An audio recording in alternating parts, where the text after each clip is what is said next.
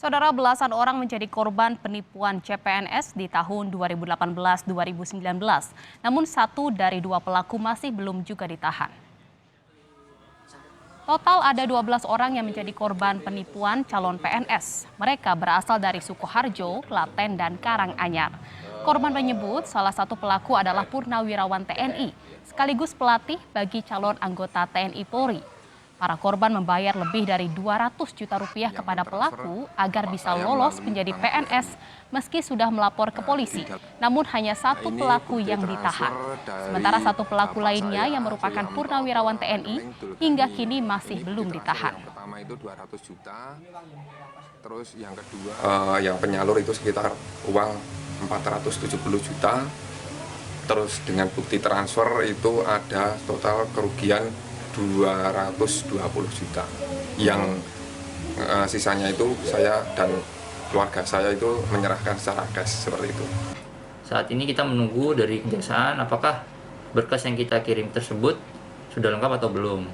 Jika belum, nantinya kejaksaan akan mengirim kembali P19 dan kita lengkapi. Namun jika sudah lengkap, maka selanjutnya akan kita kirim tersangka dan barang bukti ke kejaksaan. Dan saudara, kini kita telah terhubung dengan Kapolres Sukoharjo AKBP Wahyu Nugroho Setiawan. Selamat sore Pak Kapolres. Pak Kapolres, terkait dengan kasus penipuan CPNS ini dilakukan sejak 2018. Sudah sejauh apa Pak proses penyidikan dari kasus ini Pak sampai saat ini? Ya, bisa saya jelaskan Pak. Sebelumnya selamat sore, salam presisi. Bahwasanya kasus terkait dengan penipuan CPNS ini dilakukan oleh tersangka utama atas nama atau inisial J ini pada tahun 2018 sampai dengan 2021. Dan terakhir kepada kami dilaporkan dari sebanyak 12 orang yang mengadukan kepada kami. Kemudian untuk tersangka utama sendiri atas nama JS ini sudah kita proses dan bahkan sudah diputus oleh Pengadilan Negeri Sukoharjo, kami monitor selama 3 tahun. Begitu Mbak. Baik, jadi memang salah satu tersangka atas nama JS ini sudah ditangkap sejak tahun 2021 ya Pak ya?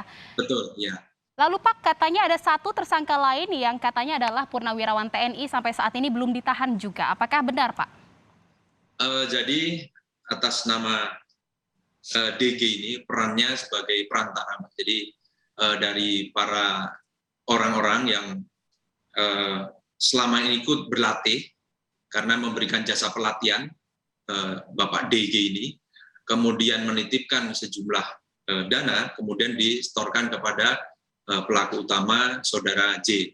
Nah, untuk Bapak DG ini adalah perannya sebagai perantara yang menghubungkan dari orang-orang yang ingin mendaftar sebagai PNS tadi, kemudian diserahkan kepada Bapak J. Untuk Bapak J-nya sendiri sudah putus, kemudian untuk Bapak DG-nya kita juga proses sebagai perantara atau dalam hukumnya kita sebut sebagai dilibatkan dalam pasal 55 itu sebagai perantara, tapi tetap kita proses dan memang tidak kita tahan, tapi yang bersangkutan dikenakan wajib lapor seminggu 2 kali.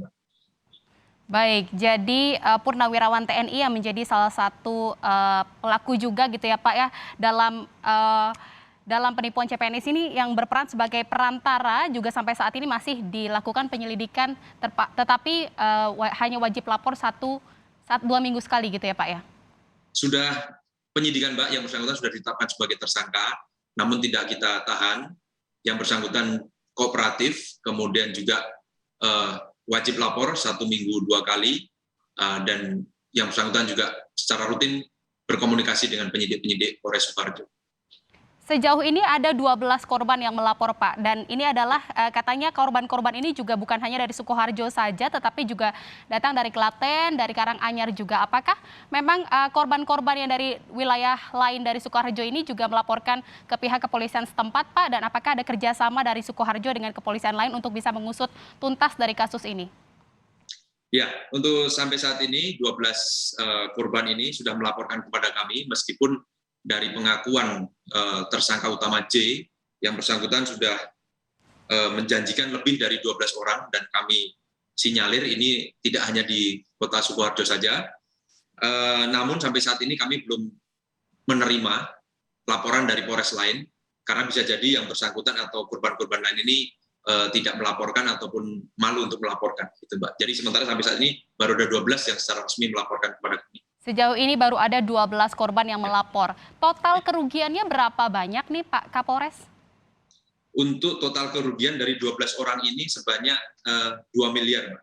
Sebanyak 2 miliar lebih. Ini bervariasi dari masing-masing korban, ada yang 30 sampai dengan 200 juta masing-masing, ditariknya berbeda-beda.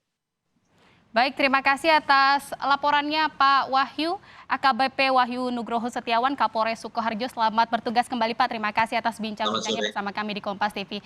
Salam presisi Pak.